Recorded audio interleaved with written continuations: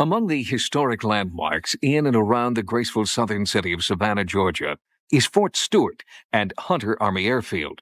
It was here, in the early morning hours of September the 8th, 1973, that a watershed UFO event occurred. The sighting of a brilliant oval craft by military police patrolmen was to be the first in a series of UFO encounters over a number of military bases throughout the United States. The Hunter event was also significant because it seemed to sound a death knell for the government's open-door policy regarding UFOs. It's 2:30 a.m. Specialists 4th Class Bart Burns and Randy Shade are on a routine patrol of the base perimeter. It's easy duty. The base will be closed in just a few weeks, and nearly everyone and everything has been shipped out. Suddenly, a bright light catches Sergeant Burns' attention. It hovers just above the treetops, then suddenly dives directly at the MP's car. The craft missed them by a whisker. Burns' radio transmission to the base dispatcher was picked up by the local media. Their requests for interviews were quickly granted, and for 2 days, Burns and Shade's close encounter was front-page news. Then, 2 days after the event, the MPs stopped talking, and within 2 weeks, both were transferred to different bases.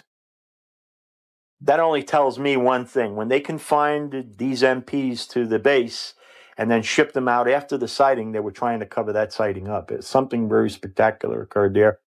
Investigator Lawrence Fawcett has been researching reported UFO intrusions at military bases for over 30 years. He has co-written a book on the subject titled The UFO Cover-Up. A former police lieutenant, Fawcett believes Hunter was the first in a series of incidents where vocal military personnel were punished. I've seen this numerous times in other cases where, in the beginning, the people involved would begin talking only to be shut up later on or shipped out. The government gag should have kept the Hunter UFO safely shrouded in obscurity, but the MPs were not the only people who saw the UFO. Savannah News Press editor Marcus Holland was an eyewitness. He reported seeing an oval craft streak across the sky, emitting red, green, and white light. I've never seen a plane moving at that type speed, and there's just no plane that could fly that fast. I didn't know whether to be scared or not. I just, I said to myself, could this be a UFO? Is that what I'm seeing? But I just had no idea. It just flashed across, went down, and to me, it looked like it went down on the backside of Hunter Field, which would have been perimeter road area. On September 8, 1973, Jerry Smith and her son Albert, who was 9 years old at the time, were driving home to Savannah when they both saw the UFO.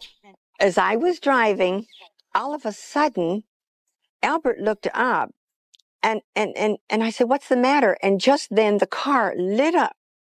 Oh, I mean, just bright red iridescent lights just lit the car up. And this thing was hovering over, and the colors were going around, and they were all blending in together, and they were very bright. I never saw anything like this that close, never in my whole life. Newspaper articles, eyewitness accounts, and a few brief government documents obtained through the Freedom of Information Act were all that Lawrence Fawcett could uncover about the Hunter incident during more than 20 years of investigation. Then, in 1995, a sightings researcher made an important discovery. He came across an article in a computer database that led him to former Sergeant Bart Burns. Fawcett had wanted to talk to the long-silent MP for 2 decades, and now, finally, he would get his chance. Burns, now a commercial pilot living in a suburb of Chicago, agreed to a meeting in Savannah. What did you think it was at that time? I had no idea what it was. I didn't have a clue. I mean, I'd never seen anything like it before, so I couldn't even compare it to anything. People don't believe you if you go to tell it. So I really haven't told that story in 20-some years. I just let it go. The first time I even thought about it was when I got a call from you people. With Fawcett and a sightings investigative team, Bart Burns agreed to return to Hunter Army Airfield and retrace his route. This is where we were doing that patrolling that night. And actually, we were doing just like this. Same direction and everything. Broke right over these treetops right here. And at this point here, I ducked down and Randy swerved off. And we went off the road right back, probably about where that sign is there. Okay. And you were heading in this direction when it happened? this is exactly how this is this place. This is it. When I got back up and Randy was screaming, whatever, what was that? What was that? We noticed the thing was now down. Senses were pretty well heightened at that point. And matter of fact, I think I even had to tell Randy to leave his 45 holstered at that point. He didn't know what to do. Nobody really knew what to do. We didn't even know what it was. There's nothing I'd ever seen in aviation. It didn't have wings or propellers or jets. The rate of acceleration was far too rapid, absolutely no noise. And about then, the thing just took off, just gone. As we were driving back Perimeter Road back to the base, we weren't sure how everybody else was going to perceive this thing. So we said, well, we'll just tell the truth, and that's all we can do. I mean, if they believe us, they believe us. If they don't, hey, what are we going to do? Taken on its own, the Hunter incident is an isolated case of a military base overflight by a UFO, witnessed by credible, highly trained military observers. But in the 2 years following this incident, Hunter became only the first in a series of military base overflights. Between 1973 and 1975, more than 75 bases reportedly had sightings of UFOs. But we will never have a full accounting of these UFO incidents because of what happened at Hunter Army Airfield. Within the structure of the military and that, they're not going to reward you for reporting an incident like that. It just doesn't behoove anybody to be passing out medals for that one. The early morning hours of September 8, 1973 were ordinary in every way, except one. At about 2:30 a.m., a menacing object swooped out of the Georgia sky and ran 2 Army MPs off the perimeter road surrounding Hunter Army Airfield. It was an unforgettable night of wonder and fear. There's nothing I'd ever seen in aviation. It didn't have wings or propellers or jets. The rate of acceleration was far too rapid, absolutely no noise.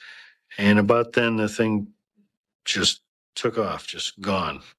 Until former MP Bart Burns gave his astonishing first-person account to sightings, the eyewitness details of the Hunter encounter had not been heard for more than 2 decades because of a government clampdown on the press interviews that Burns and his partner freely granted in the days after the incident.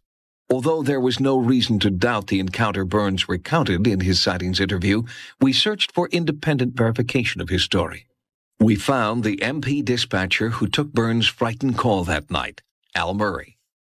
You know, they said it was a flying object, it was chasing him, and at first I was a little like, what the hell are you doing out there? But then I could tell from the way they were talking that there was genuine concern, and I can remember telling myself, well, there's something there, and get the hell out of there. And at this point I could hear in the background on the radio the car running full acceleration, and they're saying, we can't go any faster. As the 2 men sped away from the terrifying encounter, Murray says his adrenaline soared as he anxiously waited for Burns and his partner, Randy Shade. They came running inside, and Shade especially was very, very shaken, he was scared. And Bart was very concerned, shall I say.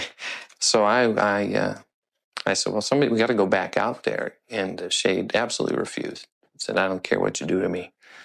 I'm not going. Although Burns was still rattled, he agreed to accompany Murray back to the scene of the encounter. After a fruitless search of the base perimeter, they returned to the dispatch desk, where Murray received shocking confirmation of the episode. I basically just called the county dispatcher and said, anybody see anything? And he said, I'm glad somebody else. He said, one of our guys called in and reported the same thing, saw the same thing. Intrigued by the possibility of seeing a UFO, Murray says he persuaded Burns to go with him onto the airfield the very next night. They pulled their patrol car to the end of a closed runway and waited for hours. Then their patience was rewarded. I was sitting there and I saw a red light at first. And at first I thought it was the navigation lights, a rotating beacon from an airplane. But it didn't flash at all. It was just a round red light as such. And it moved in very erratic fashion, kind of quick jerks around, and then disappeared down behind the trees, because at the end of the runway was all trees and forest and stuff. And I can remember just watching it, didn't say anything. And after it disappeared, I looked at Bart and he looked at me and I said, "I guess you saw that." He said, "Yes." Al Murray says it is an extraordinary memory that will stay with him as long as he lives. It's pretty arrogant, I think, for us to think that we're the only people around. I think there's something more. What it is, I don't know.